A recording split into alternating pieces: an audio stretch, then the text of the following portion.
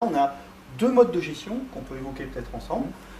Une gestion dite par lot et une gestion individuelle. La gestion individuelle, c'est, on l'a évoqué tout à l'heure, c'était lorsque tu marquais une dégaine indépendamment d'une autre. Tout à fait. Donc là, on a une dégaine qui est marquée pour une gestion individuelle. Il se trouve que c'est quelques dégaines que j'ai dans mon stock à matériel et sont toutes identifiées. Et j'ai remplacé ce matériel par un lot. Alors j'ai une cinquantaine de dégaines qui est exactement identique. En plus, c'est durée de vie limitée. Et du coup, j'ai qu'une fiche de vie pour la totalité de mes 50 dégaines, ce qui est beaucoup plus pratique. Et si cette dégaine, au moment du contrôle, subit des dégradations, elle est endommagée, je dois la mettre au rebut, je l'écarte du matériel que je vais utiliser. À ce moment-là, je peux acheter la même et la remettre dans le lot. Pour essayer peut-être de bien expliquer à nos collègues qui nous écoutent, en gros, il peut y avoir une gestion collective. Si j'ai acheté tout un stock de baudrier au même moment, venant du même constructeur, voilà, donc je peux avoir une gestion collective. J'ai un problème sur un, je passe de 10 à 9 et je le consigne dans le registre. Ou je peux, si j'ai bien compris, avoir une gestion individuelle. C'est aussi souvent le cas dans les parcs à matériel en collège et en lycée, puisque je vais avoir tantôt 3 baudriers de 98, on va dire, qui devraient peut-être être mis d'ailleurs au rebut, d'autres qui peuvent être de 2002, de 2010. Donc j'ai plusieurs ajouts successifs de matériel qui m'obligent quasiment à, cette fois-ci, une gestion en individuel, c'est ça? Tout à fait. La plupart du temps, on peut considérer que si c'est possible, on gère par lot, c'est plus commode. Et puis quand on renouvelle un stock de baudrier, on le renouvelle en l'état avec la totalité des baudriers. La gestion par lot est possible. Si le matériel est hétéroclite ou en pièce unique aussi, c'est-à-dire que j'ai qu'un type de mousqueton de cette marque-là, à ce moment-là, la gestion individuelle devient nécessaire. Et du coup, on doit retrouver la fiche de vie individuelle de l'EPI. Si j'ai bien compris, en achetant mes 30 dégaines en même temps, je peux vous faciliter le travail. Oui, parce que du coup, je n'ai plus à les marquer. Tout à fait. Elles sont consignées, c'est les seules que j'ai en utilisation.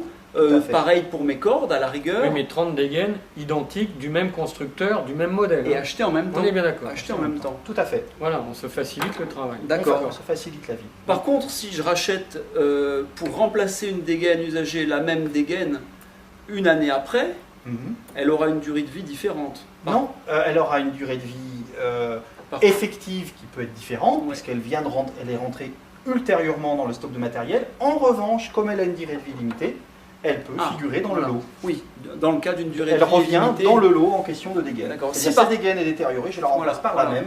Durée de vie limitée, je peux me le permettre. Mais par contre, dans le cas justement d'un EPI que l'on gère par lot, mais qui a une durée de vie limitée, et qu'on en rachète un identique, on est quand même obligé de refaire une fiche de vie. Tout à fait, et en l'occurrence ici, il va falloir faire la fiche de vie de la sangle. Eh oui. Obligatoirement. Bon, on a vu les EPI, on a vu le marquage, on a vu le référent, on a vu le registre à matériel. Est-ce que c'est à peu près clair pour revenir en établissement demain matin? Oui. Moi, j'ai juste une question quand même. C'est au collège, on utilise des cordes qui appartiennent à une autre structure, un club. Comment on s'y prend pour gérer ce matériel dans ce cas-là? Alors, vous voulez un point de vue réglementaire là-dessus? Alors, réglementairement, le prêt ou l'emprunt de matériel d'escalade est permis dans le cadre de l'éducation nationale. Donc, vous pouvez tout à fait emprunter du matériel au collège d'à côté et inversement. D'accord? Ça, c'est le point de vue réglementaire. Pour autant, nos recommandations sur Grenoble sont assez claires au sens où nous vous conseillons fortement de ne pas entrer dans ce type de procédure. Pourquoi? On va bien le voir de toute façon après, tout simplement parce que si vous êtes le propriétaire, le collège de Voiron, vous prêtez du matériel à quelqu'un, s'il y a un accident, vous êtes les responsables. Donc on va aller chercher le propriétaire. Vous ne savez donc jamais véritablement comment est utilisé le matériel dès l'instant qu'il est prêté à une autre structure. Inversement, vous prenez du matériel, vous empruntez du matériel à un autre établissement, c'est le problème de l'autre établissement, mais encore faut-il que vous soyez en mesure, s'il y a un problème d'indélicatesse sur ce matériel, que vous soyez capable de faire une liaison suffisamment précise et objective du matériel aux propriétaires. Donc, dans le cadre de l'Académie de Grenoble, l'inspection EPS invite fortement à ne pas utiliser de matériel provenant d'un autre établissement scolaire et refuser toute demande dans ce sens-là. Voilà. Pour autant, c'est permis par les textes et je crois qu'à l'université, vous le faites. Oui, il se trouve que là, il y a un propriétaire unique, hein, c'est plus facile, et il y a un utilisateur unique du matériel, c'est-à-dire un enseignant avec les étudiants.